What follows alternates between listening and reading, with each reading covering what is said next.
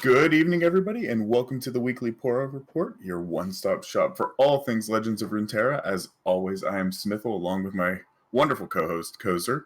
And it's a big week. We have a fantastic guest with us. We'd like to welcome to the show Luden Kuma. So, Luden, thanks for coming by. Yeah, no problem. And obviously, first and foremost, congrats. And I know we talked about this before the show, but congrats on reaching the 10,000 followers on Twitch and getting partnered on YouTube. I know that's a major accomplishment. Thank you guys very much. Yeah, it's been honestly a short journey. It hasn't been as long as I thought it would take. When I first started streaming, I told myself, okay, people dedicate 4 years for a degree. I'm gonna dedicate 4 years to this. If I'm not anywhere in 4 years, as long as I tried my hardest, nothing to be ashamed about. But yeah, it's been great. Yeah, that's a great mentality. Really way to think about it. I've never heard it that way, but that makes a lot of sense. And you do have a pretty fantastic community. I've stopped by your stream and all that kind of stuff, and everybody there's been really, really cool. So yeah, I'm blessed. It's a great group. But let's, for the people that maybe aren't familiar with you or your community, which is again hard to believe, can you give us a little bit of background as to like who you are, what got you into card games, what you do, all that good stuff? Sure. So before I was streaming, I was a phlebotomist. So I was like drawing blood, and I was mainly in the plasma industry, but I used to just be addicted to League of Legends. So I've really only played Riot games. I've dabbled in a few games here and there, but ever since like season 2 and a little bit in season 1 of League of Legends, I've only played Riot games pretty much. So what got me into Runeterra was because it was a Riot game. I played like the first season of Hearthstone and I liked it a lot. But when the second season came out, I realized how much money I was about to put in. And I was like, nah, I'm gonna jump out this ship before it's too late. So, yeah, I was streaming TFT originally whenever I first started streaming, and I literally only streamed TFT because I was planning on streaming League, but I booted up League, and at the time I was a Cassiopeia main, so I booted up League, and I didn't realize like how much that slight ping difference would bother me. I was like, nah, I don't know if I want to play League with this ping difference. So I just booted up TFT just to start, and I got hooked on TFT for a little bit, and then by the time Runeterra was right around the corner, I was getting real burnt out from TFT, and I ever since I started streaming, I was like my sights were set on Runeterra, and I looked at it as like it's a great game to stream, and I love strategy games, and I loved Hearthstone for the short time that I played it, so I just have faith in Riot to pump out good games, and I was right. But it is a good game. Yeah, I mean, it's definitely fantastic, and I kind of wish I was like you and would have jumped off of the Hearthstone train before I invested as much money into it as I did. I mean, it ate for you, and that was, I think, one of the big things that drew both Cozer and I to this game was the fact that there's no like loot boxes per se. I mean, there are for rewards, but you don't just buy packs and go, oh, maybe I'll get the legendary one. It's just, hey, you want to build a deck, build the deck. So I know that's kind of good. But so let's talk. I know this is kind of a big week that hit. What are your thoughts on the current game state in the meta? Do you feel like it's in a good spot? Do you feel like the tweaks were enough, or prior to the patch? We're gonna go into that more, but prior to the patch, I would say that the meta diversity was at an all-time high, actually. But I think the decks that were meta were at the frustration levels at the decks that were meta were at an all-time high as well. It seemed like the span of the decks that were able to be categorized as tier 1 or at least tier 2 and at least decks that you could climb with were very diverse, but the decks that were tier 1 were making tier 3 decks and below like unplayable. If you were playing any like slight meme or you had any card that didn't really slot into the meta super well just for fun, you just got abused so bad for it. Like if you have one bad turn, Unyielding Spirit drop, Will of Ionia resets your whole turn because you play a card that costs too much mana. Like there's just a couple cards that are super oppressive in the meta, and especially Ionia in particular. So going into the patch, I was expecting some big nerfs. We did get some big nerfs, and I'm honestly happy that Riot didn't over nerf a lot of these cards coming into the new patch. But the meta state right now, it's hard to say because the meta, I've only played one day on the meta, so it's great. There's just a lot of people trying new stuff, and right now, everyone's just playing TF, so I get to play my favorite deck deep, and they're just sending me deep faster, and it's great. Oh, awesome. I mean, now before we get into, because I know obviously when we get to the news section, we're going to really break down the patch, and I want to get your thoughts on some of the big changes. But I think the most important thing that, both Cozer, myself, and I'm sure your community want to know is, can we expect any more cosplay in the future? Or do you think that you've topped out with your Elise cosplay and that we're not going to get any potentially better? I mean, let me show it off first before we hear the answer. So I got it up on the stream right now. It's fantastic. It's a great clip.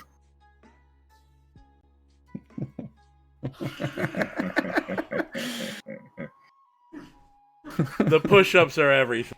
I mean, if we don't see that at League Worlds 2021, True.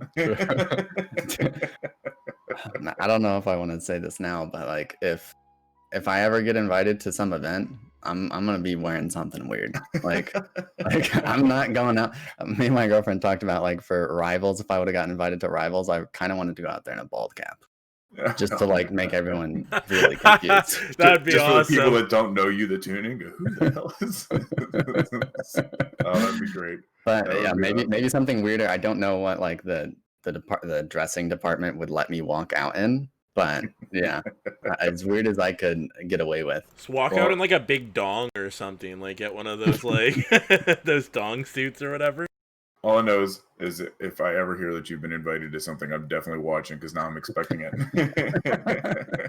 I just like, I don't know. I have very little shame. So awesome. I enjoy the feeling of making someone else uncomfortable on my behalf. That is the best feeling ever. It's just like making someone else's empathy radar shoot through the roof on my behalf. It's hilarious. Awesome.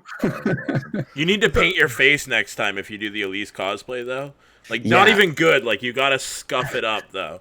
I did get some face paint, but, I didn't really want to go blackface, actually. Smart move. Understandable. Understandable. I can't imagine why not.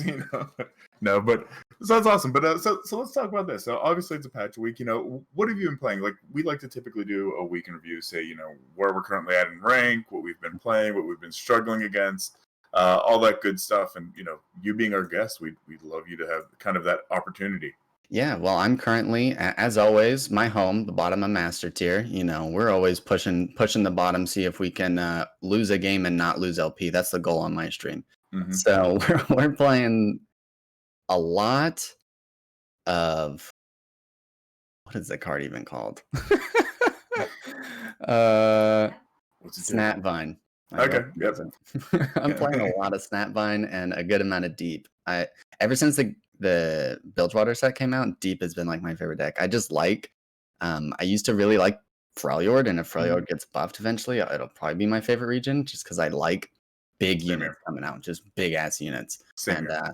Yeah, sea monsters do that pretty nicely. So I was about to ask, because you got to Masters with Deep, correct, this season, right? Yeah. So how's it been performing, kind of with all of the changes, even before this patch, of just the meta rotating? Because again, you consistently hear, at least I do, of, oh, Deep isn't that consistent. Deep isn't that consistent. It's not good for climbing. It's not good for this. And for whatever reason. But I'm kind of like you. Is I found it a fun deck to play.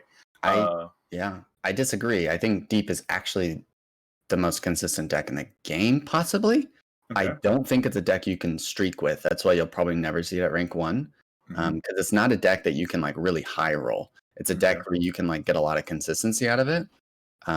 So whenever people ask me for a deck to climb, I honestly recommend them Deep a lot of the times if they have it in the wallet, because it's kind of an expensive deck for anyone that's either new or anyone that is just coming from the last expansion. Like it's pretty much all new cards, so it's kind of expensive to build. So sometimes it's hard to recommend on that front, but I think the deck is great. It works well versus aggro. You can tech and Ruination for mid-range decks, and you can obliterate Unyielding. Like, it just has a lot of good matchups. The worst thing that can happen is you get willed whenever you drop Nautilus. But if you're going into a deck thinking, if you're going into any deck that isn't Ionia thinking, well, this is going to struggle against Ionia, so I guess I can't play it, like, you're just never going to play anything other than Ionia. So that's your best bet if you're going to play something other than Ionia, in my opinion. No, this is going to be a selfish question. I don't want to get too hung up on it, but just because, again, I do like Deep as a general deck. Is if you had to give a 30-second, here's how you play Deep for listeners, what would that be? Sure. If you're into aggro, get heals. and any small units. If you're into anything else, toss everything other than toss cards. Even jettison, you can hold it in your mulligan. Even salvage, you can hold it in your mulligan. Just any toss cards. You're trying to toss as aggressively as possible, drop down as many units so you can chump block, and then just drop your Nautilus on 7 and go ham. Awesome. Thanks. So Cozer, what about you, buddy? How's your week been?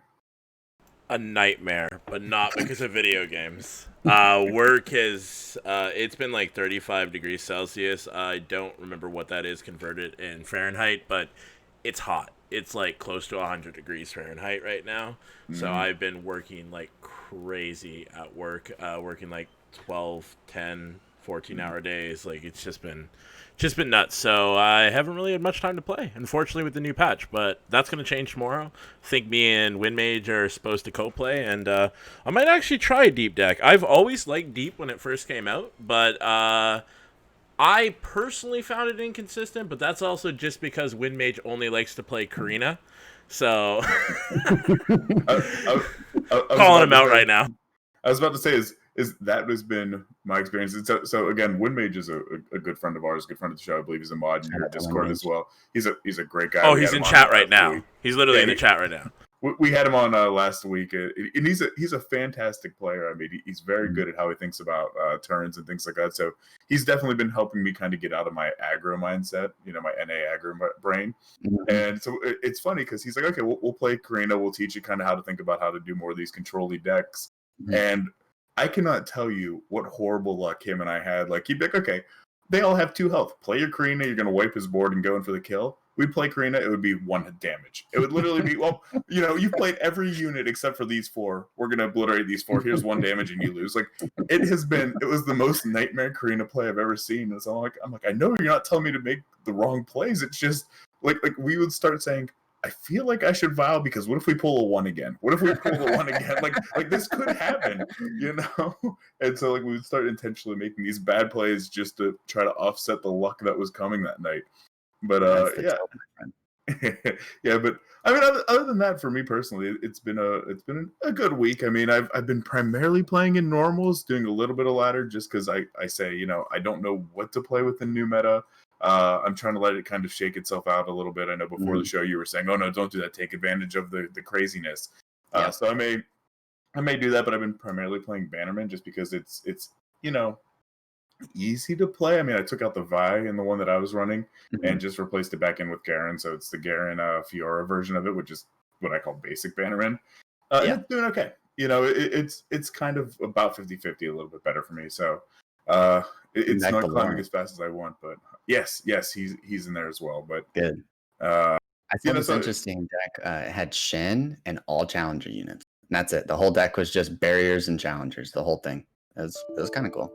I think I don't know if I saw that. I saw a Shen deck. I don't know if it was all challengers. I'll have to go check, but I definitely went up against a deck like that, and it was just a nightmare to play into. So that's good. But so let's talk about it. I mean, we keep mentioning obviously the patch here. It was a big patch week. It's the first one since the new card set came out, or not the first patch, but the first major card adjustment patch. We'll put it that way. Since the new set came out. Obviously, if you're new to the show, typically what we like to do is just kind of run through each of these. And Cozer has on screen my Karina luck that's been going on right now. Yeah, it's from the Valorant Discord, whatever that we're a part of. But what we like to do is typically we like to run through each card, and it's one of those things as our guest and definitely the most experienced and knowledgeable person here. We would love your opinion on these. So if we hit anything and you're really excited about it or have thoughts to share, by all means, feel free to interrupt us. Yeah. But so let's talk a little bit here with the champions. Obviously, one of the biggest ones, and we talked about it last week, of something that I wanted to see was that there's a Vladimir change.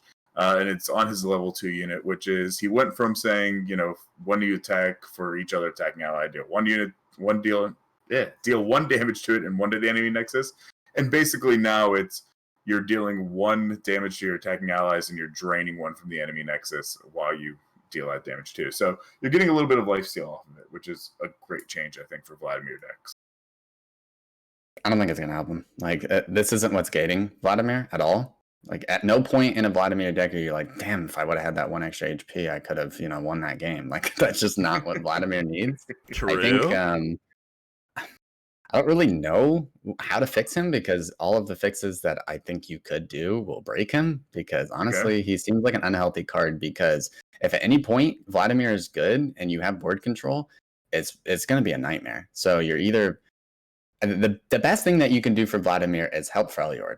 Like if you help Freljord, Yes. you hurt Ionia, you hurt all of these other decks, and you help some of these underplayed decks. So I think we should be inadvertently buffing Vladimir, not touching Vladimir himself. Like this is cool because it fits him thematically, but this doesn't have Vlad. Yeah, see, I mean, I guess I've seen like a lot of Vlad, like you said, the Frel decks with him. I've seen a lot of Vlad Braum, a lot of Vlad, primarily Sejuani. And you're right. I don't feel like the journey necessarily is the game breaker, but I know it helps, at least for me. Like whenever I'm hitting a lot of burn decks or something like that, I'm like, okay, at least I can kind of keep my health up a little bit because I'm not playing like Shadow Isles that have, predominantly all the heal cards.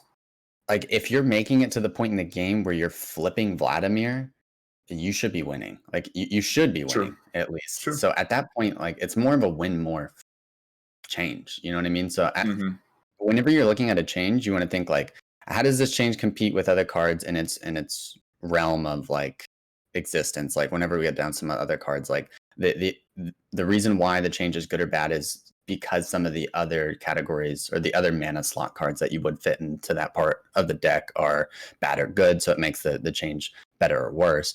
For Vladimir, it's like, it's kind of hard to flip him already. Like you maybe get, he is your main engine to flip. It's really hard to flip him without putting him down on the board. And if you're into a state where you're putting him down on the board, you swung multiple times, it's probably turn 8 on average if you're flipping him on a good Vladimir play. And if you're not dead to a burn play, you're probably winning anyways. So like this extra 1 HP is just, like I said, cool thematically. It should have been like this from the beginning because it just fits Vladimir as Vladimir as a champion in terms of like the league universe. But yeah, that just. Good points. Good points. Let's go to the next one here. So Karma obviously went from a 5-cost unit to a 6-cost unit. This is so huge. Like this is such a big change. I think it's changing lives. I can't tell if that's sarcasm. It's super sarcasm. I was gonna say, I was like, I couldn't have the opposite feeling. It's not enough. It's not enough what they did to her. It just brought back Karma as because they nerfed some other things that were stopping the deck from being strong. Yep. Yeah, I agree. I don't know how you fix Karma or change her, but this remove her from the game or not allow her to be with Ez. But we've talked about this like 100 times. I honestly just think that in some cases, it would be okay if they just did not allow Karma to be with Ezreal. I'd be okay with that. She doesn't need to be completely removed from the game, but she can be disgusting in certain combos. What they need to do to her is they need to negate some of the way that she synergizes with certain cards, especially the ones that are discard synergies. Okay. So she shouldn't be able to double rummage and she shouldn't be able to double get excited. That would be a good place to start because that's what gives her insane lethal potential in the times that we see her paired with PNZ, where you're just dead in one turn because even 20-0, even without an Ezreal on board, because she casts 3 get exciteds on you and it turned into 6. So stuff like that where it should require multiple discards. And then you also don't have the problem of rummage being refill your whole hand for 1 mana. That would be great. I think that would help Karma a lot. I think this is a good step though. Honestly, it seems like a placebo nerf to some people that hate Karma. And yes, it doesn't make Karma Ezreal any worse because you're normally playing this on 10 anyways. But what this does do is that you can't play her on 6 anymore and hold the 9 mana. So you have to play it on 7. And if you're playing it on 7, then you're not playing Yone. And if you're not playing Yone, then you're not playing Karma until 10 most of the time. Because normally you need Yone to stall the game and you need it to stack Ezreal. So inadvertently, it does push her to a mana slot that makes it impossible to play her really until 10 mana. And that's honestly where Karma should fit anyways. And also you can't play her twice on 10, which is great as well. So this is a fantastic place to start. A lot of people are sad because we will probably still see Karma, but I'm happy they're not taking the approach to like, let's gut the card and slowly bring it back up. I would rather push it slowly out of the meta, even though it might bring some frustration. I think this card does not. I'm one of the few people I think that thinks this card does not need a redesign. I like how interesting she is with certain cards. Like she feels. I remember the first time I played Karma, and I was thinking, like the first time I ever played Karma, and I noticed her Dawn and Dust synergy. I was like, this is so cool. This is so cool. Now it's impractical at this point in the meta, but it's certain spells, and as the game keeps expanding, it's cool to think as soon as I get a new set, even though I'm not really a Karma player anymore, I'm immediately looking at the spells thinking, how does this synergize with Karma? Because it's cool. It's cool to see. It's not cool to get blasted by it every game. It's not cool when it has a super high play rate or win rate. So I do think it still needs nerfs, but yeah, I would be hesitant to nerf it anymore. I think they should honestly just take her where she is right now, put her down to one damage, and then 2 at leveled up. Yeah, I don't think they need to do the league approach like they do with some characters in general in most MOBAs. Like honestly, when a character is like overpowered, sometimes companies will take like the wrong approach and literally just completely poach a champion card, anything. Like they'll just completely just gut it, and I don't think it's the right play. Like in my opinion, I know that Hecarim was boring to play against and kind of hurt the game a little bit, but in my opinion, they went a little too far, and they're trying to bring him back, and I think it's going to be hard to bring him back where they want him, where he's at a comfortable state, not too overpowered, but not too weak. I agree. I have more thoughts on Hecarim, but we'll get there. Yeah, of course. Let's move down. So the next one, obviously Shen goes from 2 to 3 power at level 1, and then 3 to 4 power at level 2. Personally, I mean, I think it's a good change. I don't think it's gonna necessarily make it so Shens are everywhere, but at least it kind of gives you a reason to play him or try to maybe do some barrier decks. But it's nothing too overwhelming to me personally. Shen Fiora is a little strong now. Sorry to interrupt you, Luden. No, you're good. You're good. You need to attack with Shen. Yeah. So if you're going to buff him anywhere, this is like a huge place to buff him. 1 damage on any other champion really doesn't matter. 1 damage on a 4-drop is really important, especially if fearsomes ever become meta again. Like being able to attack into fearsomes with a unit like this gives him some kind of place to slot in. And just giving any unit that needs to attack more attack, it makes it to where right now he can barely even trade with 2-drops sometimes.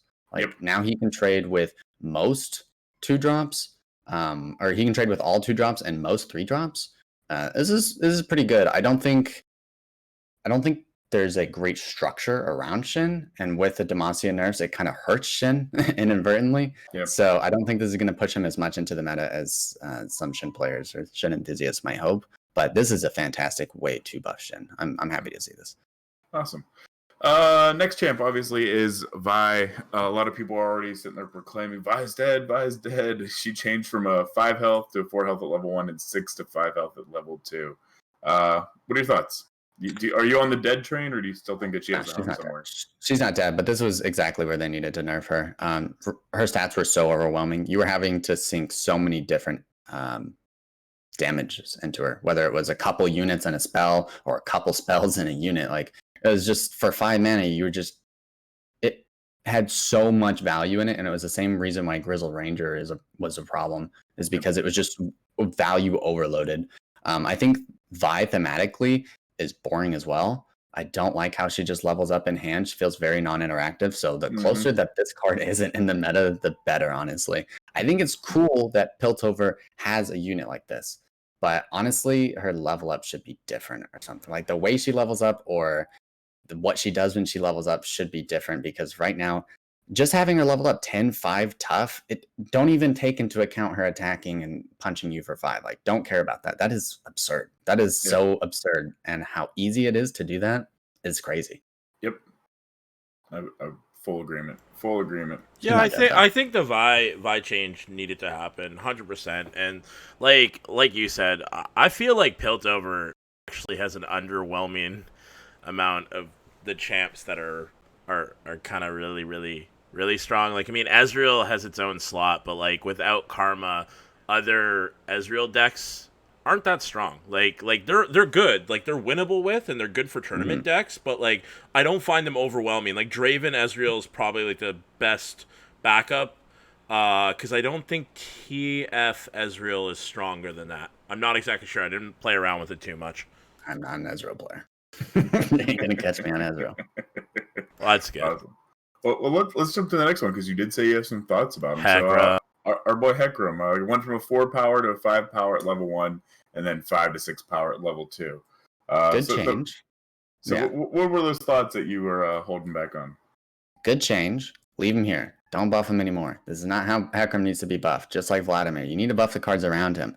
The way they nerfed him before and the way they changed him wasn't a nerf. It was a redesign towards what they originally wanted him to be, which was an ephemeral champion. The champion that you play with ephemerals. So on the surface, it seemed like a nerf, but that's because ephemerals suck ass. No one plays ephemerals and they're terrible. They need to take all the ephemerals and just overload their stats. Like if they're dying in one turn, make them huge. Why do they suck so bad? Like they are awful. The only one that's even remotely good stats is Shark Chariot. And that's just because you're getting value consistently as the game goes on. Everything, all the other ephemerals are awful, especially anytime someone gives me an ephemeral deck, because I do these deck reviews on my channel. Anytime someone gives me an ephemeral deck and they have the one that buffs +2 and gives something ephemeral, or the one that like sits out and like buffs all the ephemerals. Like all of the buff cards for ephemerals suck. All of them. Mark got nerfed because everyone was abusing it. Just like all of the cards that support ephemerals suck so bad. They either need to buff all the ephemeral cards or buff all of the cards that support ephemerals, and then Hecarim will come back. They need to stop touching Hecarim, because when they finally address that, he's going to be a problem again. Watch. Like, he's going to be ridiculous. I'm sure you've had games where you fall a little bit behind on tempo and they get the nuts, and like all of a sudden their Hecarim's flipped right on 6 and they just obliterate you in one turn, and it's ridiculous. Like eventually when they finally touch ephemerals, he's going to be worse. And if we keep giving him overwhelm damage, like that's not really what's gating him. And we need to not look at Hecarim like he's going to get slotted into a normal deck ever again, because if we're looking at that for balance, it's just going to make it to where when we address the ephemeral problem, it's going to be really bad. Yeah. Ephemerals, I've complained about ephemerals on the show before. I don't really know what to do to, making them stronger, but, like, do I really want to see someone drop, like, a 5/1 Shark on, like, turn 2? It's what, 2 mana? I think it's 2 mana. No, Shark is one of the few that I think is good. Someone in chat said the 5/5 with Lifesteal. That's another one I think is great, and you'll see it slotted into decks that aren't even ephemeral. There are a couple, but it takes more than a couple cards to be good, especially whenever you're playing against decks like Ionia. Like Ionia is a huge problem. Like, name one card in Ionia that's bad, and I'll give you 2 more that are way above any other card in any other region. Don't worry, we'll wait. Like Ionia just outshines everyone so hard. Whenever you compare Ionia to ephemerals, if you're going to be like, well, they have the 5/5 with Lifesteal, it's like, who the fuck cares? Cloud Drinker's a little bit of a meme. Other than that, I think every other card is decent. Yeah. No, it's and I like the ephemeral idea, like the methodology behind it. It seems really cool. Like, hey, look, I don't care about my units. I'm just sacrificing them. Like, I like that mindset, but I think you're right. Just as a whole, like, it doesn't feel great. It really doesn't. Yeah, I remember on launch, hated ephemerals. Just couldn't figure out how to beat them. And the same thing with Undying. I hated that card. But then I realized, you just let it hit your Nexus and you kill them first. Okay. Yeah. Yeah, that's why, like, I know there's that Undying deck. I think it's Mogwai came up with it right now that, I'm actually seeing a lot of people kind of play. And I'm like, it's a relatively cheap, good budget deck, but, everybody that kind of plays against it just says, okay, I'll just take the Undying hit, by all means, go for it. I'm not going to sit there and try to block it out. Undying's a little different in my opinion, though, because, like, I think it does slot in really well as a way to counter Ezreal. Like, Ezreal doesn't really want to be shooting that.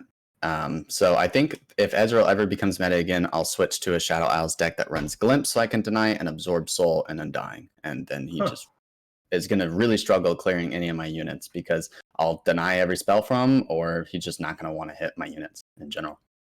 Yeah, I never thought of that as a good, like, as an Ezreal counter, but it makes perfect sense. Yeah. That makes perfect sense. So I think that's the end of the champions. We're kind of now moving on to the followers and spells. Honestly, Great Horn Champ went from huge 4 to 5 change. power. Huge change again. Like the Karma change. I mean, it was one of those things that it was basically the one what's it called 5-mana Demacia card that you didn't want to get when you were playing Karma Lux. Yeah, and I was like, okay, Remembrance. yeah, now if I'm playing Remembrance or whatever and I get it, so, okay, it's not doesn't feel as bad. But okay. With Burn being pushed out of the meta, I think that there's a possibility where MF Quinn becomes the best aggro deck because I think it was on the cusp of being really good, but I think it did lose to Burn. I don't know what the matchup favor Big was, time. but I'm pretty sure Big it lost time. to Burn. Yeah. So because it took just slightly longer to get going, and a lot of times Burn people just said, "Okay, go ahead, hit my face." You know, I'm not wasting units on your MF ability.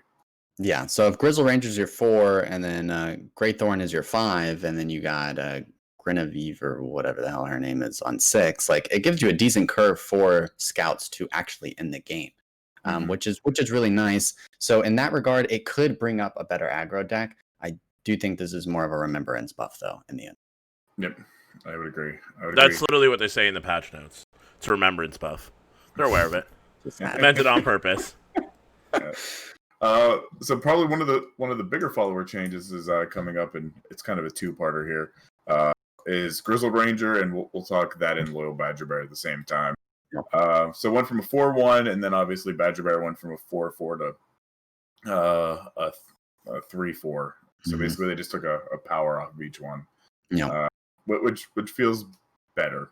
I mean, I still think they're a great card to have in deck. I like the ability of what they bring, but you know, I feel like this is a little bit more controllable if you're going up against it.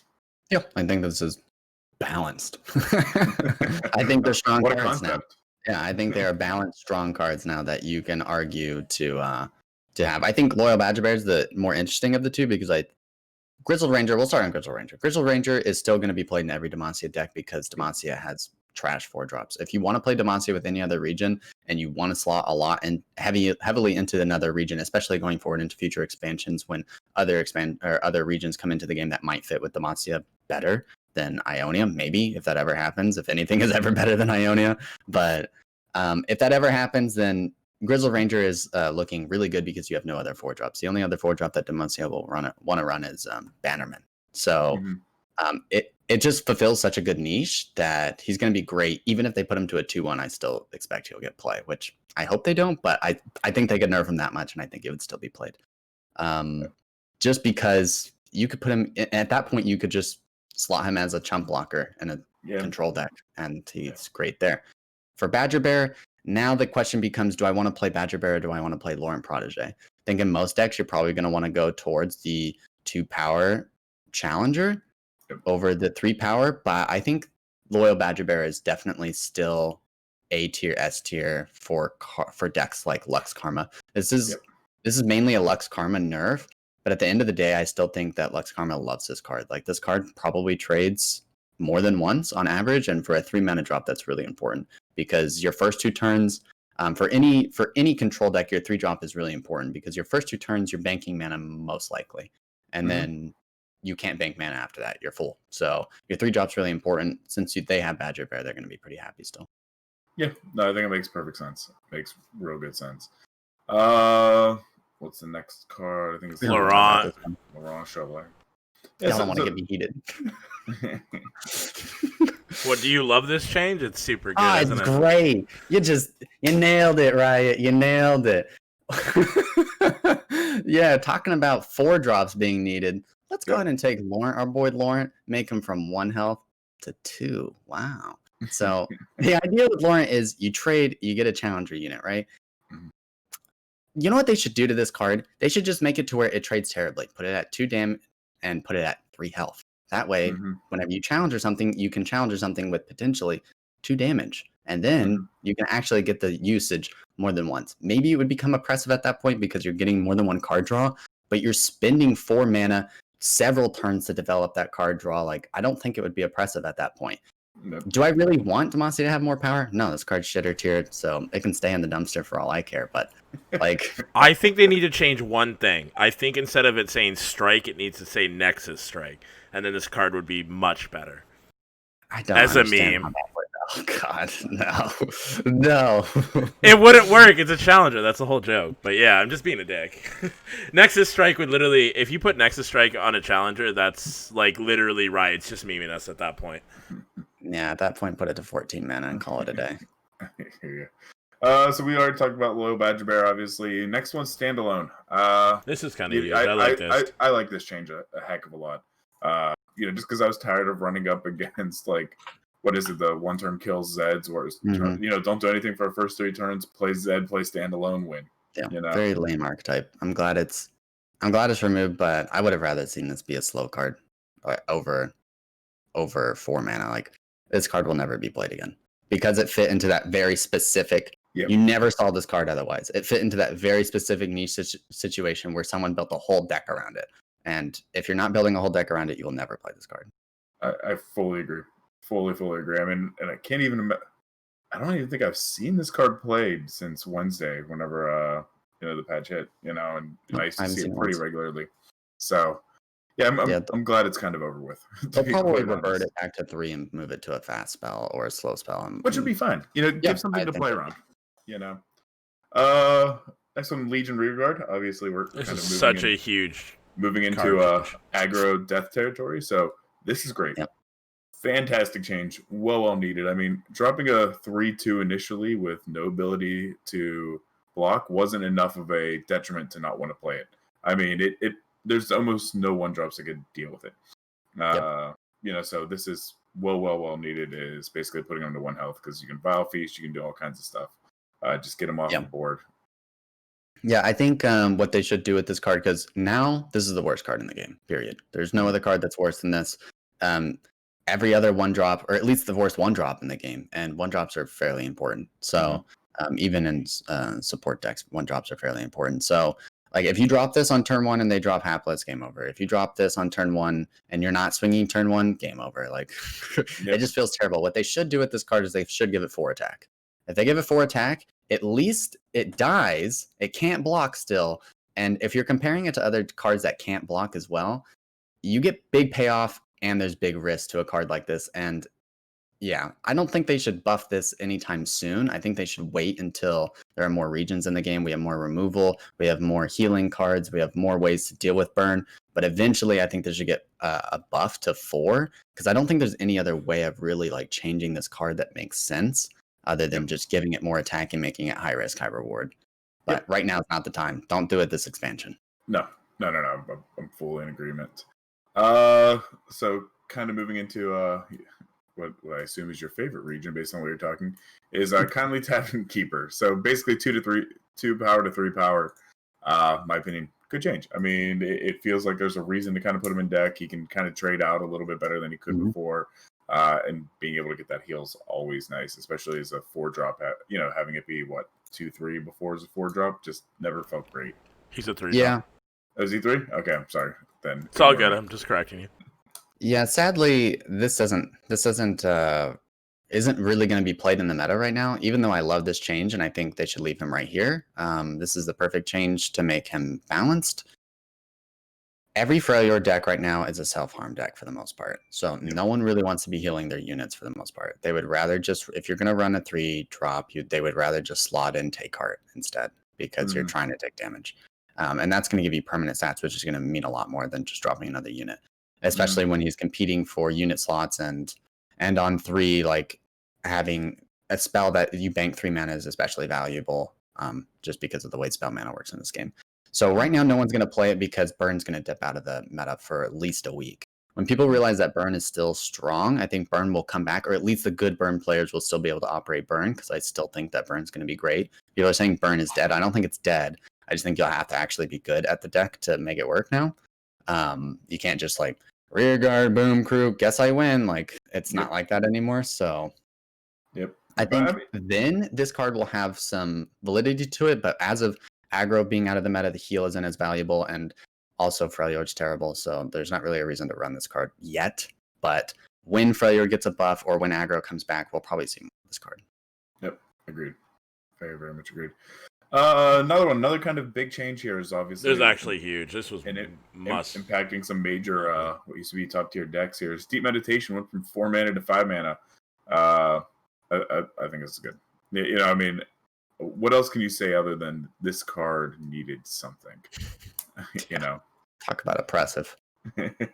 This So- card was just infinite laundering of deep meditations. What felt awful is at the end of a game, if Karma did this, it felt awful. If any other deck did it and they pull another one and did it again whenever you're tapped for mana because you chose to have some fun and play Leviathan with Swain, and then they're just like, oh, time to infinitely draw now. Yeah, and then they pull their will, and then you just lose the game. Yeah, this card felt really bad. I think it'll still be a great card, and in niche situations like Heimerdinger, it's actually a buff.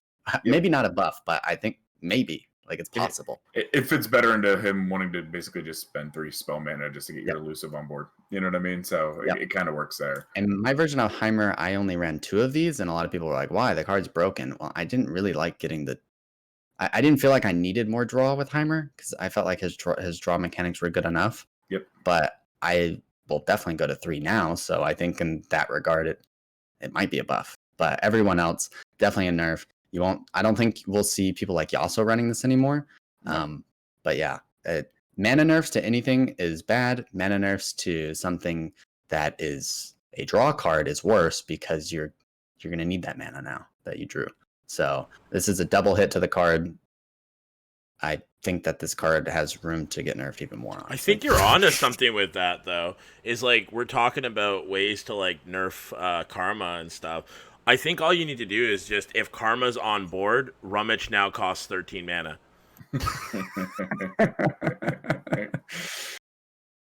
Oh man, but yeah. So another big change coming up here. Boom Crew rookie.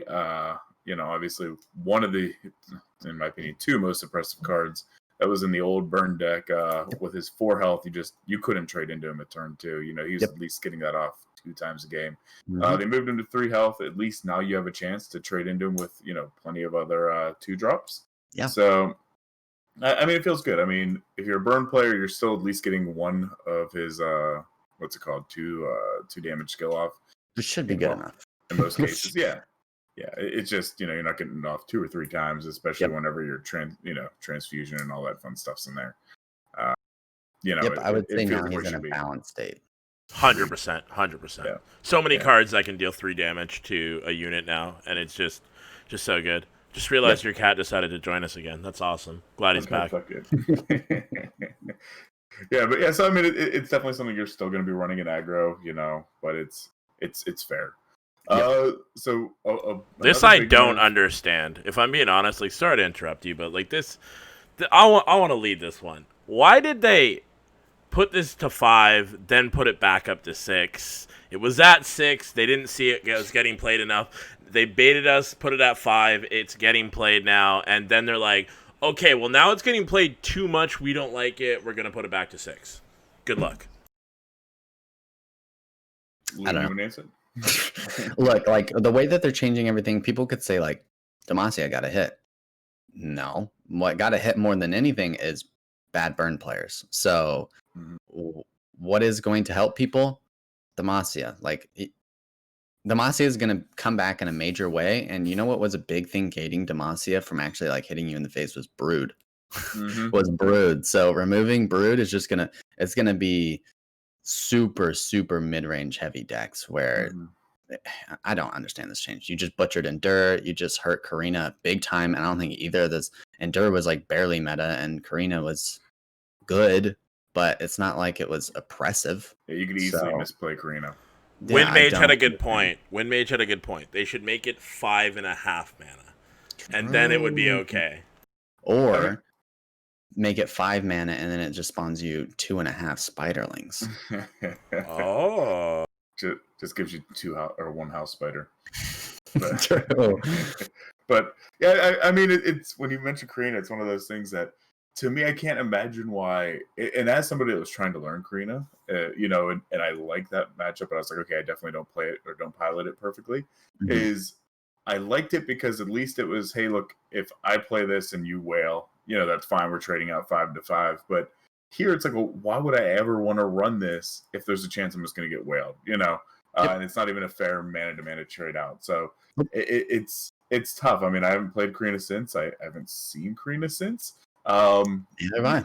Yeah, so I mean, it's one of those things I don't even know what you would want to replace if you want that deck to kind of still live on. Probably get excited. You probably just are like damage loading a little more and trying to go for lethal at least a little earlier, or just putting some more clear into your deck. But honestly, this feels bad. Like it just feels bad. It's rough. It's very rough. Let's talk a little bit about Longtooth. Obviously, Longtooth being the what's it called, was a 5/1. It was the Fizz card that came whenever he leveled up. He now goes from a 5/1 to a 5/2. And I think they also made this so you can play Fizz's spell when no what's it called, no units are on the board, which is a bug. You know, we won't go into too many of the bugs and things like that. So there's ways to get him out as well. But he does have that overwhelm. So basically, they just gave him an extra health so he can survive things like Vile Feast, things like that. I think this is a great change. If they touch Fizz in any way, he'll be broken. They give him any stats, or like they can't make him any cheaper. You know, so if they give him anything, he's gonna be broken. So if they're going to buff Longtooth, that is the best way for both Chum the Waters, because it's like a terrible card. But more importantly, this is more directed at Fizz, I believe. If they give it maybe 6 damage, I still don't think it'll be overline. I don't know. It does avoid getting cleared now, but I don't think you were ever thinking, oh, I don't want to play this because it doesn't get cleared. I still don't think it really matches like how much mana it costs, and like doesn't really give you the effectiveness of what it's worth. I think it would be cool if they put it at 6, because I feel like we're about to hit some Sejuani play in the meta right now, because it's probably going to do fairly well into like these mid-range decks, and it's kind of a mid-range deck that's going to survive in this kind of meta. So, and it's one of the few decks that isn't really getting hit. So if they gave it 6, it could deal with Sejuani, which would give it some more use cases and just let it trade up a little easier. But as of right now on 5, it's kind of still whatever, but it's a smart buff, at least. I like it. I was gonna say, I feel like if I'm playing the Fizz spell, I'm more worried about the vulnerable, like getting that vulnerable pick, more so than getting Longtooth. But maybe that's just me. Another card that kind of got a change that is bringing some interesting decks to light since Wednesday has been Monkey Idol. So basically, this is the card that every turn it does 2 damage to itself, and it spawns a powder monkey. I believe that's the name of it. And it went from 4 health to 5 health. So basically, if it's left untouched, you know, you're getting 3 monkeys out of it, as opposed to the 2, maybe 1 before. You know, and I like it. I mean, it's a cool card. I like the concept of it, and I like that just this change is enough for people to sit there and start saying, you know what, I think we can make this work. I think we can make some decks out of it. It works great with things like Sejuani. It works good with what's his name, Gangplank, where you kind of struggle to get damage in every turn. If you sit there and say, look, every turn I'm spawning this monkey, and I don't care that it's dying, I'm at least getting 1 health. That's kind of great. Yeah, I was playing a Gangplank Sejuani deck that ran this card, and I think it actually fits in the deck. Like, I don't think it's a meme anymore. I think it actually fits in the deck. This is a perfect change. It gives it more nuance, because since you're spawning 3 monkeys now, you kind of decide on when you want to play on it, whatever fits the matchup more. If you want to play it on a defending turn or a offensive turn, if that ever, like, that opportunity ever arises where you have like options in terms of curve in your hand. So I think it's cool. Also, give it Chain Vest. It gives you 5 monkeys. That's true. That's crazy. Valid point. I mean, it's a pretty great card. You know, and this is kind of what I like about the patch. You know, just overall as a whole, is that, you know, it feels like it was impactful enough that it shook things up, and it wasn't just saying, okay, well, everybody's gonna still be playing Lux Karma, everybody's gonna still be playing this. I mean, there's new valid decks that are coming out of it that you're seeing a lot of play, like Sejuani. I'm seeing all over the board, and typically you saw her occasionally before, but not near as much as you would like. And I know she was one of those cards that I was most excited for whenever they were announcing everything new. You know, so it's good to see. It's good to see. The final big change here is Slotbot. So basically, Slotbot now, he goes from 0 power to 1 power, and then 3 health to 4 health. on his initial stat line. Yeah, until you roll that dice and he's down to 1 and dies to Mist or until dies to Vile Beast. Oh, you don't like gambling a little bit?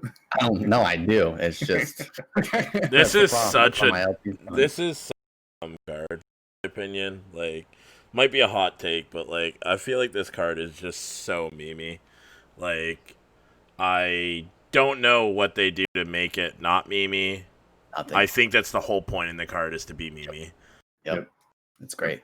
I feel like this is a card that I would love in Expeditions just because I'm like, okay, I have no chance to win, but I got slot bots. So maybe I'll get something, like maybe I'll have a chance, But it's a fun card. I mean, I'd love to see somebody make a slot bot deck that works. And that was the first thing I made when the patch went live, and it's still awful. Yeah, I'll let you know that right now. It's still awful. But, leave it here. Don't Get to rank 1 with this card, and I'll give you 100 subs. Oh, now we're looking at something. That's a bold statement. Okay, wait. How much is 100 subs? I don't even remember. 50 subs.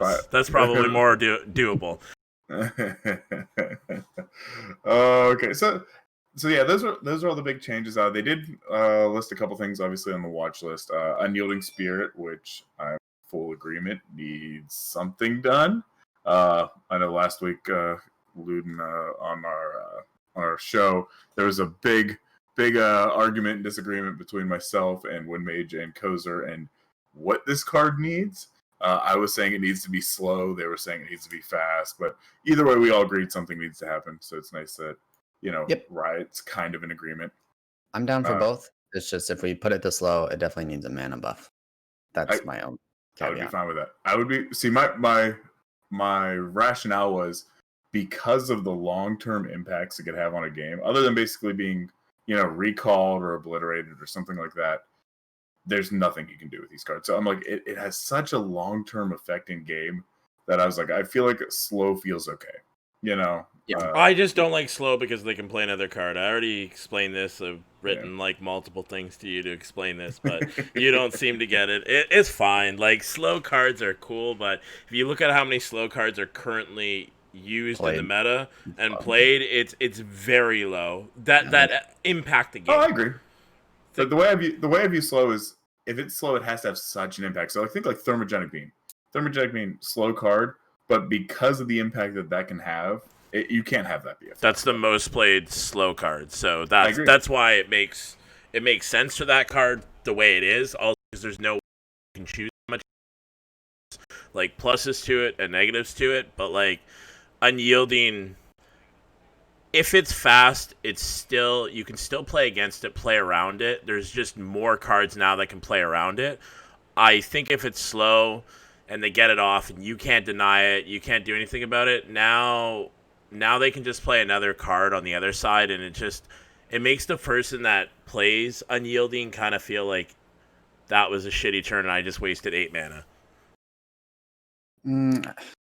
If we're casting Unyielding, most of the time Unyielding is being cast on like higher end units. Like a lot of the time, it's as much as low elo players are like, the Fiora got Unyielding and I lost the game, damn it. Like, it's most of the time it's not Fiora. So if we make it fast, a lot of the time I still don't think there's counterplay. Like, I think the counterplay is still the same. It's still will, it's still deny, which I guess great. But if you're just shoving more, like, if everyone's just like, well, the answer's in Ionia, like, that's not really the direction I really want to be going with the game.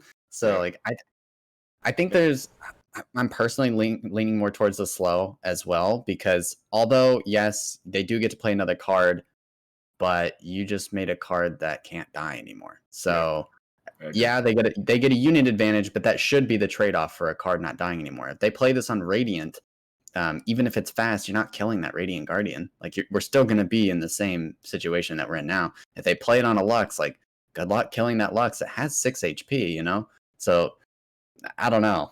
It's going to be tough. It's going to be really tough if it's at fast. I think they should make it slow and make it possibly even 6 mana, so that way you don't feel so bad about like wasting 8 mana, and you could play it like a little earlier or play it when you have like a more reasonable mana bank and it doesn't like kill your whole turn. But what I would like to see more than anything more than touching this, I would be fine leaving this at burst if we just got more obliterate cards in the game. If every region had their own obliterate card, so that way, if this card ever became meta, you have your own obliterate card. Like I think possibly even Vengeance should be obliterate. You just obliterate any unit. It's effectively the same thing, but it slightly nerfs Endure, and then other than that, it nerfs Unyielding. Unyielding will not be able to be played if people are running around with a bunch of Vengeances. And then at least at that point, you're taking a risk for a high reward. And at that point, we could talk about, reducing its mana cost if we're giving a bunch of other people obliterates. But I think I am personally a fan of balance the rest of the regions or buff the rest of the regions first before just slapping nerfs everywhere, because sometimes that's necessary. In a patch like this, where the top of the meta is oppressing the lower part of the meta so heavily, sometimes that's necessary because you can't just buff everything. But a lot of the times, I think that's not the case. And in this particular case, I'm not sure which it is. I would be happy with anything because honestly, this card is frustrating. And what's more frustrating is hearing everyone else's frustration in Twitch chat over this card. Like, it stresses me out when every other question in Twitch chat is like, hey, you think Unyielding is fair in this game? It's like, no, dude, of course not. Like, of course it's not. And I'm frustrated that you're frustrated, but like, I wish it wasn't watch listed. I wish I am a component of don't butcher a card and then bring it back. But maybe this is one of those cards that I would be okay with. Just butcher it and bring it back. I like at one point, like obviously this game is still fresh. Like, would you ever think that it would be a good idea if sometimes Riot just realized they put out a card, made a huge mistake, which Unyielding kind of does feel like it a little bit, and just remove the card until they can rework it? Or do you think that that's just like a bad idea to do from a developer, like just removing the card out of the game? That opens up you know how many people on Reddit are just going to start screeching to remove every single card in the game if they do that? That's true. Do that. People screech on Reddit ever? Yeah, right. So I would rather hear people say nerf this card than remove this card. Yeah. If we remove one, that opens up the floodgate to remove any other card in the game, and I don't want any other card removed. Like maybe this card, but yeah, I was just asking. It's not that I agree with this. By the way, like this is not what I'm asking for. I just wanted to get another opinion from other people. Yeah, I think that's a bad idea. I do too. The one thing that's funny too that you said about this too is a day or two ago, I was kind of coaching somebody that's in Iron and kind of new to the card game in general. And I was like, look, we're going to start with Bannerman. We're going to kind of walk you through that because it's relatively easy to understand. Just play on curve and all that kind of stuff. Mm-hmm. And we get to the point where, they get Unyielding in hand and they get Fiora in hand. And they basically say, oh, good, I'm putting on Fiora and I'm just going to win in like 4 hits. And I'm like, yeah, but you also have Garen on board. Put it on Garen and just rally every turn. Just keep plowing down that their health. Less attacks. Yeah, I was like, who cares if you can't do it in 4? Because they're just going to block with high units that you're going to have to worry about like putting a tag or something like that. So I'm glad to hear somebody else kind of echo that. This on Fiora is not always the best answer. Oftentimes isn't a great answer because like she doesn't have enough damage to hook something oftentimes that is meaningful. So you're oftentimes killing chump blockers, which the opposing person can just kill their own chump blocker with their own spells, which is something that is very easy to do with any clear in the game. Like you could Foul Feast your own spider, or you can Mystic Shot your own, clump of lumps or whatever mean deck you're playing. Yeah, I mean, honestly, if I'm looking at Fiora, I'm just like, it's a good 3/3 for 3 with Challenger. If I can get them to waste spells and mana to clear it, by all means, that's better. But it just has a good set line. Let's see. They obviously also were looking into kind of like puffer goods and card stealing and saying, hey, look, we understand that this may need some fine tuning and adjustment. So that's on the watch list as a whole. Kind of breaks my heart. I love young decks, but I understand why it just feels bad to play against. It's not fun to be beat down with your own cards. So the mechanic has a place in this game. Like if we're gonna argue that Unyielding doesn't, I could get on board with that. I think Unyielding could be interesting if they did it in a more interesting way other than 8 mana burst, because that's very uninteractive, or they put more cards that would make it more interesting. More obliterate cards in particular. But I think Pilfer Goods is interesting. But if any mechanic in the game is frustrating, there's something wrong with it. I think for I don't want to cycle too much back to unyielding, but like someone in chat, like more just said it, but like basically I feel like unyielding came a couple of sets too early. Like we're Probably. in a couple sets away, it's probably going to be a perfect spot and great to have in the game. Like you said, more obliterates, more Yep. cards like Purify, more stuff like that will remove effects from cards. Then great. That card doesn't need. It can even stay at burst. Like I don't think it needs to be changed. But right now, something needs to be changed, or it can't stay as a burst card, or it's just gonna get more and more annoying to play against. Because right now, I don't know what to do to Demacia. They just keep being strong. They don't even know how to be weak. Like every patch comes out, and they just still stay strong. And you're just like, dude, like, what do we have to do? Give all the cards 1/1, and then it will be fair. Yeah. I think it's a good thing that Demacia is strong, though. I think it's a good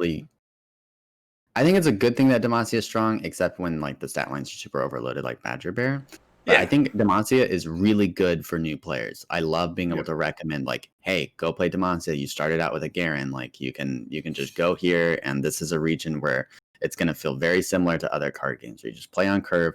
This unit trades with this unit. It's very easy to understand. Unlike some other regions like Bilge, which is going to have a lot of nuances to it, where you're really going to have to like play the game for a little bit longer to understand what the implications are to like some of the cards and why you would want to take these stats over these stats, and like how good something like to a new player, Zap Sprayfin probably looks like a terrible card because they don't understand how valuable draw is. They don't understand how valuable that attune could be in a deck that can abuse spell draw. Like, you know what I mean? So I think it's great that build Demacia is good. And I'm hearing this a lot where it's like another patch where Demacia is good. I don't feel often like I'm being oppressed by Demacia though. It's you very can win rare against where it easily. It's not impossible to win against it. It's just if you don't draw well against it and they get everything, but that's like any deck though. Exactly. Like Demacia, it's fun to play on curve. It is an easy deck. I actually use that a lot for when I was climbing because it was one deck that didn't really frustrate me because exactly like you said, it's easy to play and you just play cards on curve, and if you lose the game, you lose the game. Yep, and I think there needs to be a region like that in the game. So 100%. I don't mind if Demacia stays strong. We just need to buff up the other regions then. Nerf Ione and buff up the other regions. We could leave Demacia how it is. Demacia probably just seems stronger than it is because of good stat lines. But isn't that what Freljord's supposed to be? Like buff your units, weaker stat lines in the beginning, but get better over time. Like we need to. I think a lot of these problems get fixed if we just buff up some of these underutilized things, like Ephemerals get buffed and Freljord gets buffed next patch. And I think we have a very interesting meta. I think we're just like on the cusp of having a super interesting meta, but we're just not there in any game. Like earlier, we kind of touched on League of Legends, how in MOBAs in particular, if one card or if one unit gets nerfed, just like 2 base armor, it has like these crazy implications for the rest of the game just because of how like that farming mechanic works. And in any game that has like a turn-based game, that's kind of the same as well. Like as a game goes on, one nerf like kind of compiles on itself and can get worse, and as more cards get into the game, one nerf or one buff can compile on itself and get worse or better as well. So we just need everything else to be better. I don't want to keep slapping. I think the overwhelming cards have been touched with this patch. This is a good first patch in my opinion, but we really need to just buff some of these underplayed decks. Agreed. And then the final watch list item obviously is Karma Ezreal. We talked about that. What about the Nexus damage?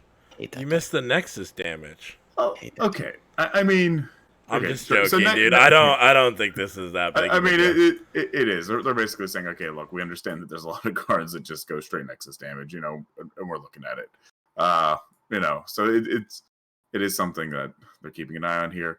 Also, and typically we don't go over this in the show, but there are tons of cards that received text clarity. Go check out the full patch notes if you really want to know which ones are affected. One of the things too that I'm super excited about is that we're getting more personalization options.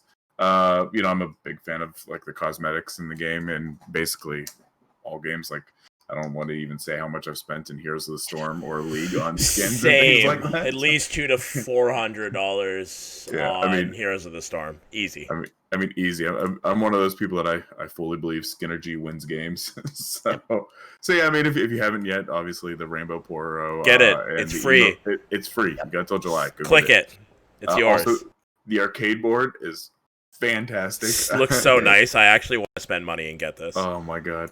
And then 4 new emotes, and I think kind of the thing that impresses me most about this is that, and I guess we knew it was kind of coming, but it's not that they're just going to release emotes and cosmetics and things like that just at big kind of region releases or something like that. They're like, hey, look, we're unloading a whole bunch, on this patch. So I like that. I like that we're going to see things more regularly and give us kind of a chance to express ourselves that way.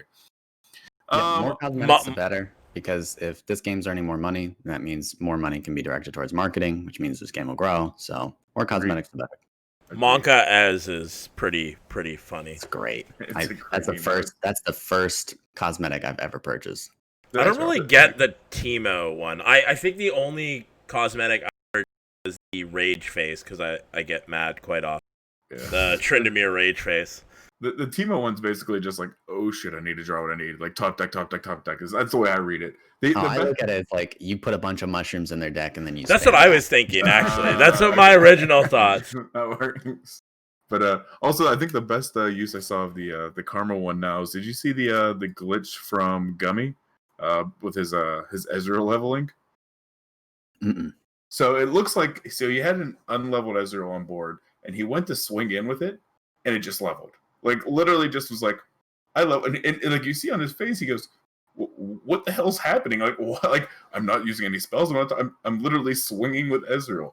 But I guess what happened was earlier in the game, the card, like he did 2 mystic shots or something like that, and the card knew it happened, but it didn't like register it for some reason. Yeah, it's a bug right now. It's literally a bug. It's talking about people are talking about it in the Masters Discord right now. Yeah, Ezreal's bugged. It doesn't happen like all the time. It's like kind of inconsistent, but some games Ezreal won't level up until you Nexus Strike with it. So it's exactly. I was waiting for Kuma to laugh because I knew he was gonna be happy about it. He's like, excellent. Good.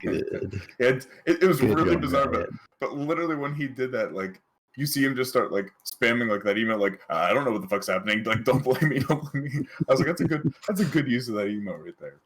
But yeah, and then Wind Mage, does that have copyright music? Because like I'll play the bug just so people can see it, but I'll have to mute it if it's copyrighted. Like, is he just playing like random music during it? I don't remember what he's playing during it, honestly, to be honest. I mean, you could play it if you want to play it in the background. Yeah, well, start talking about other stuff, I'll pull it up. Yeah, and then obviously the last big thing here is some changes to the expedition archetypes. I mean, again, we typically don't go over expedition stuff on the show, but I would strongly recommend, if anybody is an expedition player or is looking to play expedition to maybe help get the resources to grow their deck list or anything like that, go check out. We strongly support Crabcore on the show. We had him on before. He is excellent. He basically focuses almost primarily on expedition work. He has tier lists for every single pack, expedition card, and how it works in expeditions. Compared to ladder, it is very thorough. So go check him out. He'll give you all that breakdown. I'm sure he'll have stuff on this latest patch. But so one of the things too is, if you are new to the show, one of the things we like to do is have our guests bring on a deck that they want to kind of highlight and talk about. Whether it be a meme deck, something in the meta, something that they think is going to be strong, something that they made, whatever. So I understand that you kind of brought a fun one here for us, Luden. Oh yeah, top tier meme, good spice levels. Awesome. This is the Young Snappers. Have you played Snapvine at all? So I have not personally played it. I have played against it when it felt real bad. Whenever it just starts kicking off. Let's put it that way. Like especially with Maokai, it's just basically just, okay, well, now I'm all Snapvines. Yep. That's the whole point. Thresh is only in here to just like stall the game for Snapvine. You drop Snapvine. If they go to clear it, you Vile Feast, get another Snapvine. You Jury Rig, get another Snapvine. And it's just, after that, like if you play, the best feeling is when you have Snapvine down and or you have Maokai on 6 and then you play Snapvine and it summons another sapling and then pops out like 2 snap vines, and then you can play on 8. You can play, what is the card? Use Cast Salesman, and then it gives you 3 snap vines and does 2 to their face. Like, it's just hilarious. It's hilarious. It's a really good time. It is super oppressive whenever it actually pops off. Yeah, And you're just like, well, there's nothing I could do. Is you just kind of accepted your fate at that point. pretty much. I mean, But, good luck it's getting a to fun card. Yeah. Okay, I do have the bug queued up, but let's finish talking about the deck first. I just want you guys to know that. We'll show it after we talk about the deck. Yeah, just stall the game. Try your best to chump block where you can. Be as greedy as possible, though. Like, Hapless Aristocrat looks like a great chump blocker in this deck. Nope, I see it as 2 snap vines for 1 mana. Like, you can just stall the game as much as you can, play as greedy as possible, drop snap vine, and have some fun. Because after that, you're in for a treat. No. Did you actually get to play this a little bit on ladder? Like, was there anything that it actually performed extremely well at? Like, I know you have it titled as a meme deck, and we linked it out. Yeah, I play it on the ladder every day. I love this deck. Dude, he trolls this deck all the time. Like, he even made a Twitter, or there's a clip of him praying to the Snapvine gods. I just don't have it pulled up. Yeah, I love Snapvine. It doesn't like perform into one deck or another. The thing that it doesn't perform into is Ezreal. Like, you just don't get ramping up quick enough to outramp the Ezreal's kill condition. But other than that, I mean, honestly, you can win into almost anything. You can win into almost anything. Now, whether you're going to do that at any consistent rate is probably not going to happen. But right now, if you're looking for a good time, while other people are experimenting around with other decks that aren't really refined because it's a fresh patch, this is a really good time. For a meme to have as high as a win rate as this does, I probably have at least a 40% win rate with this, which is really good for a meme. It's really good for a meme. So, like, Teemo has like a 12% win rate or something like that. Like the Teemo, like copy Teemo kind of shit. Yep. Like, yeah, so that give it a try. It's super fun. It looks like a fun What are design. okay? Well, let's try to take this seriously. So, what is your mulligan for most of your matchups? What's the best matchup and the worst? Well, you already gave the worst matchup as Ezreal, but if there's a couple of other ones, just mention them. Best matchup. I think one of your worst is probably Deep, because if you're going to turn 7 against Deep and you're dropping 4 3s and they're dropping 7 7s, like, it doesn't really feel that good. But your best matchup is probably some mid-range Demasias. Just because I don't think they can kill you quick enough before, like, you just have as big of guys as they do, at least. I have another version of this deck too that runs Freljord. And it kind of just depends. It's matchup dependent on what your mulligan is and like which version of the deck that you're running. But I think this one's more consistent. For this deck, you really just want anything to chump block in the early game, like Hapless. Sometimes they even keep Jury Rig because it's really good if you have Snapvine. And if you are into a slower deck, always keep Snapvine in your opener. If you're into something super fast, something that's going to burn you down quicker, like mid-range Demacia or aggro, you'll probably want Vile, Feast, and Grasp to slow down the matchup. But other than that, chump blockers, maybe Snapvine, and some removal is always good. Just keep in mind, in any match, any mulligan, any advice that I could give anyone if you're trying to learn how to mulligan is spells are interesting in this game because having a lot of spells is beneficial because there's spell mana. But if you're in your opening hand and there are 3 spells that look great and you want to mulligan 1 card, probably just pick 2 or 1 of the spells that you think are better, because you can just mulligan the other ones and hope to find a unit instead. Because there's a possibility that you mulligan and you find all spells. And if you've ever been in a game where you're sitting with your whole hand being spells, it feels really bad. So try not to lean on too many spells in general with any deck. Awesome. I think you covered everything. I think that's perfect. Sounds good to me. So before we go into tournament talk here with Cozer, did you want to show that glitch Cozer for people that kind of were wondering what was going on with it? I know you said you had it queued up. Yep, it's just gonna have no volume just because of the copyright stuff, but yeah, it's all fine. Yeah, so you can see here. Here's Gummy sitting with his beautiful 1/3 Ezreal. His face is priceless. Like I love it. literally, he's a good guy. Literally just plays it and it's like, what the hell just happened? Like pulls it back, doesn't even swing it, just goes, no, that shouldn't have happened. It's He's against Nola too. Lol. no, gold, yeah. I mean, it's it's one of those things of just like, well, what? Like just that moment of this definitely shouldn't happen. I love it. I paused it at the perfect time. This is his face. Just realizing what the fuck just happened. Mm-hmm. So yeah. So if you're playing against Ezreal, just watch out for that right now, because you could think that you're not going to be getting into a leveled one, but count your actual. What I'd recommend is probably count your actual spells that the enemy hits you with, so you know when Ezreal's going to level up. Instead of just depending on the game. Until I don't think they'll hot fix it. They'll probably fix it in like 2 weeks or whatever. But yeah, I don't know. Agreed. But yeah, so that's that. So Cozer, you want to talk a little bit about Jam Fest and the other tournaments that are kind of going on? Yeah, I did. But actually, there was something that I saw today that I did want to bring up. Sure. What's the next region that's getting released? Because I see a lot of people talking about it. I think it's Targon. Like, yeah, is there like any solid proof, or is it all just data mining still? It's all data mining. Okay, then it's pointless. We won't talk about it because we already did all the data mine stuff like months ago. Way back, yeah. I don't like talking about stuff that's unconfirmed either way because 100%. I don't want to be that guy that's like, this is coming and then it doesn't come. So yeah, same.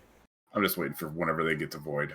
That's all that matters. I think the only reason why we really talked about it the first time is just because we were excited for anything new to the game. Oh, like yeah. In the future, like, no, I won't be talking about it unless it's confirmed by Riot. Yeah. Because you never know. There's I'm sure a lot of time between now and then, because what they even said before, it'll be like small patch, big patch, small patch, big patch, and then region, I think was their initial plan. So we're looking still at least, 6 weeks or so away, so we got time. We got time. But yeah, so Jamfest. Yeah, I'm gonna go into Jamfest. So Jamfest has returned for the 6th Jamfest for EU NA. $200 prize pool split across 100 for EU, 100 for NA. Yeah, that is what it is. So for the EU, a couple names that I'm used to seeing quite often, and even some of the names that I'm not used to. Like, I'm not that familiar with Breezy. Breezy got first place. Presto got another top 4 finish. This guy's just nuts in EU. Like, honestly, if he's not in the final, like, 4, if I don't see him in Top Cut, like, I don't know what he's doing that week. He's probably asleep and literally missed the tournament because he's in every, like, Top Cut. Anidesu had a top 8. Noadix got kicked out first round, which is a little bit of a surprise. These are a lot of the guys that I know from the Masters Discord. Some of them, though, I don't know every single one because I don't follow EU as much. I know I always say that every week, but hopefully someday that will change. So I'm going to go into NA now, where I know a lot more of the players. Sudrakon won the NA Jam Fest, which is awesome. Brazilian player, really good player. Then a couple of honorable... Milk Senpai, we actually play Valorant with him sometimes. He's a good guy. BBG only made it to top 8. Kind of surprised on that because he's usually kind of like the defending champion of Jamfest. That's where he's like won most of his events. Pascal actually played in both events. I just realized that now. And got top 8 in both. Is that the same one? One animal. I closed Jamfest EU. I'm actually open. I just realized I unpushed. I was saying push to talk. Yeah. No, Pascal. Okay, yeah. What a nutcase. He played in both. He was literally like, I think Jam said the event went almost 12 to 14 hours. Like, that's nuts. Top 8. Wow. That's just crazy. All right, let's go back to NA. Seth had a top 8 finish. Please don't hack me. Top 4. Like, this.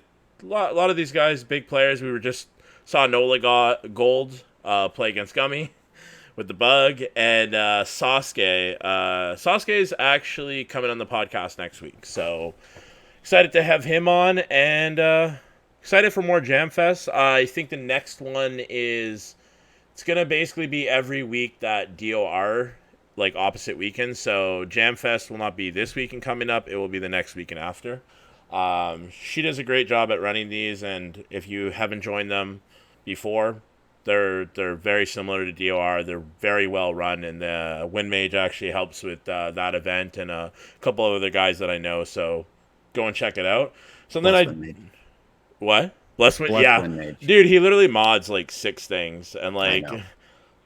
I've Dude, brought he him worked into way a too bunch hard of to not stuff. be getting paid for any of these. Oh, that's the thing is I feel bad. Like honestly, someday if I'm rich, I'll have to give him something.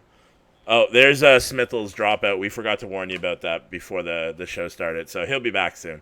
So next thing I want to talk about is Duels of Runeterra 10. That's coming this weekend. I don't like the tournament. They're great. We already know about them. The big thing I wanted to talk about was the first C event. Like they're holding a C event, and I think it's. Wait, what do you mean the $10 Kahoot side tournament? What? I didn't read this part. Is it an actual real tournament or not? Are they just playing Kahoot? Does anyone know about this? I just looked at it now. I have no idea. But I know that they're holding the C tournament. Oh, it's right here. Okay, I'm an idiot. Yeah, it's still gonna be $100 US dollar tournament. So yeah, I don't know what the Kahoot thing's about. So one of my really frequent supporters asked, should they ask Luden what he feels about tourneys? Do y'all know my opinion on tournaments? I was actually gonna ask you. Like I know at one point when I was working with the Principles of Strength before it shut down, like we asked you to join it, and we were really excited to have you in the tournament. But I know mostly it conflicts with your time schedule of when you stream it, and I respect it. But I guess you could only really play in what, like Korean tournaments with your streaming schedule? I mean, I can play on EU if I just stay up a little later. That's why I'm developing an EU account right now, is actually to show up in some tournament. Awesome. Oh, yeah, I'm excited to see you in them. I will not play in certain tournaments. I will not play in Mono Kuma. I do not think they have the best interest for the competitive. Well, let me say this: any tournament organization going out of their way to do tournaments, great. It's developing the game. A competitive scene is definitely needed inside this game, and it will bring more eyes. So I thank you for that. But at the same time, whenever you're putting 50-minute time restrictions, 45-minute time restrictions, 40-minute time restrictions on best of threes, that is not looking out for the best of the competitive nature of the game. Every single game, I have someone DMing me while I'm in the middle of a match. Like, I close my chat. It's the only time I'll ever close my chat. Is like I'll close my chat during a tournament. I want to play to win. I'm playing and focusing and trying my best. I do not want to have someone barking up my ass every single time I'm nearing the end of a game or in my final set. Things are close. Saying, "Are you done with your game yet? You done with your game yet? I'm gonna tie your game if you don't end." Like, that is not fair. That is not fair. I don't care if the tournament goes longer. Anyone that cares about the competitive scene will probably tell you they don't mind if it goes an extra hour if we can tack on a little bit of extra time for, especially in some of these metas where it's control oriented. Like, it bugs the shit out of me that they care. It feels to me, at least, I don't want to put words in their mouth, that they care more about their schedule and how it impacts their schedule than the competitive nature of the game itself, which in that case, like, why even run it? Why even run it? Yeah, I think we talked about that last week too. We did, we were talking about Switch Rivals. Is that like when there's like a 20 grand prize pool for Switch Rivals, it's you don't want these people to feel stressed of, oh, I have to make this, I have to make this, I have to make this, or you don't want to add any potential controversy of saying, oh, so and so's intentionally roping just to win or whatever. No, you want to see the best that these players have to bring to the table, and you want them to feel comfortable enough to sit there and say, I'm going to play within the rule sets established by the games and how long turns can last, so that I have, the most time to think about my play as possible. I mean, 20 grand's not like a small amount of cash, so it one of those things you don't want to be rushed on it. Yeah. Like, just the pride of winning a tournament alone should be worth enough. And just like, if you're running a tournament, you should care about the competitive nature of the game enough, even if it doesn't have a prize pool. If you have a bunch of established people playing the game, that should matter to you. Yeah, and like that's my biggest thing. Like we definitely did touch about that. I complained about it a lot. Like when we ran the invitational, there was no time limit, and we did that on purpose because we wanted like, even though it wasn't for like a huge prize pool, that was going to be the main events Yep. that were going on. We still didn't want time limits, but yeah, at the end of the day, we were gonna only give a 65-minute time limit. Like I understand, like I've played at both ends, like of having time limits in tournaments and then not having time limits. It does suck when you're at one side of the bracket and it's completely done because of DQs and stuff like that, and you're basically just sitting around waiting for the other side of the bracket to catch up. But at the same time, it's a freaking card game. It's not that delayed. It's not a MOBA or something like that that literally there can be game breaking bugs and they have to reset a whole game. Like Yeah, for real. it's not impossible. Legends of Runeterra is one of the I want to say, well, it probably matches Hearthstone. Like, it's one of the fastest card games. It's not like Magic. Magic games can go on forever. Two skilled players, like, honestly, I've watched some games, and it just seems like I'm also Look how confused much during it. pride people have for being good at Magic. You'll hear people say like, "Hey, I was competitive in Magic." You'll never hear someone come in chat and be like, "I was competitive in Hearthstone." Like, Yeah, however exactly. we breed our competitive scene is going to spit an image of how competitive or how good this game is. Like, and if if the person leading the tournament scene just doesn't give a shit about like core issues like time limits, that bothers me to the core. And not only will I not play in their tournaments, but I will actively and loudly speak out against them saying stop, like, please. So what you're telling me is you're only going to play in an EU tournament if there's no time limit. That's No, basically, it can have a time limit. I but it has understand to be everyone's long. got a life, like, and not everyone can play a card game for a living. Like, I understand that I am blessed to be in that position, and other people have day jobs, so I completely understand. But what I am saying is, anything below an hour is not gonna cut it. I'll As keep long that as at it's above an hour, like, Yep. I'm okay. I'll Yep. keep that in mind because I know some of the tournament organizers, and I'm gonna talk to them about that because Yeah, like I Principle of definitely. Strength was the most excited about a tournament that was ever presented to me because of the format of it. I was very excited for it. The only thing that I didn't like about Principle of Strength was I felt the communication was like all over the place. Like, Yeah. When Mage reached out to me, but a lot of questions that were being shot to me were like questions being navigated through WinMage. And it's not like WinMage complained at all. Like, he is so like this all the time, like shaking everyone's hands and like making sure everyone is happy. And all he cares about is success of like Yep. whatever goal he has. That's all he cares about. He's a good guy, But man. like That's the why I biggest love him. complaint about that tournament was the communication. That was it. But I was Yeah. very excited to play in it. It just, yeah, like you've said, they don't really match my schedule, and it's about like how many things can I juggle at once before like the cost isn't really worth the benefit. Well, that's the of, thing like, is you're losing out on like streaming potential because if you're gonna put a delay on or you're not gonna be communicate with your chat, it's like basically you're just gonna like listen to music, play a card game, and just ignore everyone else. It's kind of like it's gonna bring down your production value and it's definitely gonna bring down viewership because people are there to watch you, and not now only they're that, but my regulars won't be there because it's not my main time. I'm also sacrificing my stream later on, so it also directly hurts my stream. On top of that, it's ruining my sleep schedule, which will probably hurt my stream for the next few days, at least, even if it's minute. Like, I will have a lower amount of energy for the next few days. So for me in particular, it just doesn't make sense because of the time slot that I'm slotted into. And yeah, so it's just unfortunate. Yeah, that's one of those things that actually I'm kind of working, and I won't get into it too deep right now, but work with a well-known, we'll call it company, a well-known company right now who's actually planning on getting ready to launch some Legends of Runeterra tournaments. They came to me for advice, and that was one of the things I said, because they said, well, how do we get like the big streamers? How do we get names and things like that? May be interested in this that typically don't follow us in the other games that we play, and they're strictly card game players. I said, look, if they're streamers, you got to understand you're taking away from their time. You know, what they do is a job to take money, you know, to play in this and participate in this. So it has to be very, very well organized and very well communicated, because it's one of those things they can't be sitting around all day just waiting and hoping for something maybe to happen. also you know, reaching out like there is a couple of us like that do have connections like I have to reach out to a lot of the players, like the top guys, to get them on the podcast, because I always am interested to have them give their thoughts and be on the podcast. So, like, hey, if you're ever looking for someone to reach out to these guys and get some thoughts on how the tournament should be run and kind of rule sets, that's what we did for Principal Strengths. It just, there was some underlining issues and some other problems that happened. Like, I'm not going to go into it. I don't need to talk about it. It's fine. It failed. It sucks. I really wish it could have been successful, but whatever. There's going to be more tournaments that come around, and let's just hope that there are some tournaments like Kuma talked about, like time limits getting not so restricted, time frames being good. But we also got to like realize that I think a lot of these tournaments, it's like everyone's trying to cater to the everyday person and like the fact that they have a job the next day.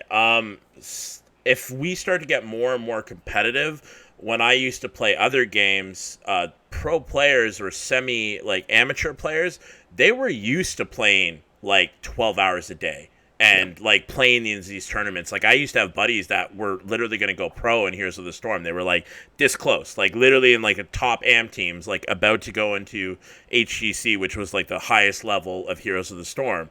And they were playing like 12 hours a day, solo queuing, team scrimming, everything. And then they'd play in tournaments on Wednesday. And these guys would be like starting tournaments at like 9 Eastern and finishing at 3 o'clock in the morning. Like, I get it if you got a job or you got school the next day, but you might need to like prioritize, am I going to try to go pro in a game, or am I going to go to work and school the next day? Like, what's your priorities? Because that's the thing that I feel like some of these tournaments need to understand too, is that if they're going to make a pro scene, these pro players will have to quit their jobs to be a pro for the most part. You're not going to be able to work Monday to Friday, go to LAN tournaments, and still play 12 hours a day to practice Legends of Runeterra. Now, some people say you don't have to play that much of Legends of Runeterra to be practiced. At that point, and we're not, if we're talking about the everyday person, then we're not talking about those people. Exactly. And that's the only thing, is I feel like tournaments need to start to go away from that a little bit and realizing that time schedules and how late they go and whatever is not as important as production value, making the players happy for the most part, and that understanding that you can't make every player happy, but if the players that want to go pro in this game, they got to tailor to them a little bit. They got to tailor to them a lot, because those are the people that are going to breed this game for success. Those are the people that are going to be at the top. Those are the people that will be leading the charge of this game and to be developing this game. And it may seem like I'm being very critical of tournament organizers. Not at all. Because I mean, I feel like it's one of the few things that I am super critical about. Most things I'm just like, whatever, do what you want to do. But I feel like tournaments, you are representing my favorite game. You are representing the game that is giving me my livelihood. So it is not a personal attack. I am grateful of any tournament organizers. I'm attempting to run my own tournament. It's going to be very casual friendly, like super casual, just for my Discord. But I might have to enter that. It's a lot of fucking work. It's a lot of work, and if you're going to put that much work into something, do it right. Do it right and give it the seriousness and the time that it deserves. When is this tournament happening? I'm interested. I need to know about this. Yeah, at 1,000 users in my Discord, we will be running a tournament for anywhere between, it's either going to be 500 split or 1,000 split, something like that. Oh, lit. Yeah, that's awesome. Yeah, I mean, I think one of the things that most tournaments fail on is that they're trying to appease both markets. They're trying to appease the weekend warriors, the people that play the game on the weekend very, very casually. And they're also trying to pull in, like, the Luden Kumas, the Swims, the Gummies, all those kind of people too. And these audiences have very, very different needs. If you're getting a weekend warrior, you can get away with best of one, single elimination tournaments that go quick. But, those are the people that it's like, hey, look, if I win and I'm getting like a piece of merch from the company that's like running it, or I'm just getting bragging rights, fine, that's good. But if you're really trying to get pros and you're really trying to build out a big scene and something regular and have prize pools and be a leader in the industry, it's a very, very different these market. Sponsors of these big team names, like Team Liquid sponsoring Kuma, like you have the spotlight on you. You have the resources. Like you gotta treat it right. You basically are our LCS. So treat it like it is LCS. Yeah, until I agree with that. Yeah.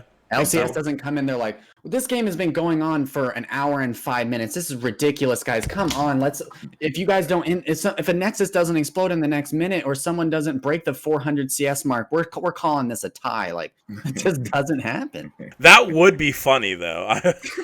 Yeah, it's hilarious until you're that player. And then it's true. Shut up. It's funny because I'm pretty sure even like in LCS, they do have things like if it's tie, it comes down to farm, and it comes down to this, and it comes like it's not like it is so well thought out. But yeah, I mean, we could talk forever about this, but I know we're kind of running a little bit late here, and we want to be cognizant of your time. You know, we understand your schedule and all that stuff. But you know, but before we kind of get into closing here, you know, again, huge thank you for coming on, Luden Kuma. I know it's you know something that is taking away from time that you could be doing a million other things. So it's something that we really do appreciate here. To me, you guys are active in the community. You both have been nothing but lovely. This is like, to me, time is an investment always. So I see you guys as great contributors to the community, and I love to invest my time into great contributions. Oh, thank you. That means a ton. That means honestly more than anything else. But you know, obviously we kind of want to share the love back, and I know our community is not near as big as yours, but there are a couple people that you know we do have regular listens to that we try to bring them you know at least a little bit of a spotlight on our guests. So you know now's the time for you to kind of you know pitch what you're working on, pitch where people can follow you, and kind of what's going on in your communities here, and you know all that kind of stuff. Yeah, I stream every single day from 2 a.m. to 8 a.m. Eastern time at twitch.tv/Luden_Kuma every single day. I don't miss a day. I haven't missed a day. Are you trying? I meant to ask you, sorry to interrupt you. Is this going to be like, do you have like a set time? Like my friend has a thing where he's going to stream every day for 10 years. And that's his goal for his life. Like that's what he wants to do. Whether he makes it, well, he's already partnered and he's doing well. So he is getting where he wants to be, but in 10 years from now, like he still wants to be streaming. Is that like, is there a set date for you? Like 6 years, 5 years, or just you want to do every day for the next little while? No, I think only a year. At a year, I'm going to take off Mondays, starting at the year mark. Fair enough. It was a really good way to like be a consistent, like always know that Luden's going to be on at this time, especially while you're growing. But at this point, it's not that I'm approaching burnout, but like I was saying earlier, it's all about how much is that extra stream a week going to help people, one, know I'm streaming, and two, like have something to watch, or how much could a break once a week help the quality of things that I'm doing in the background, like YouTube or stuff like a podcast, or like being able to make time for other things, or just contribute to a higher quality stream in general for the rest of the days of the week. So at my year mark, I will be dropping down to 6 days a week. What are you at right now? Just out of curiosity. Let me see. Oh, I thought you knew it like close, like off the top of your head. I didn't want you to have to like do too much research about it, but if it's quick and easy, sure. 297 days. Oh wow, you're actually not that far off. Yep. It's a hell of a streak. Got like 60 something more days, right? Yeah. Yep. Wow, that's not bad. You can do it. 2 months.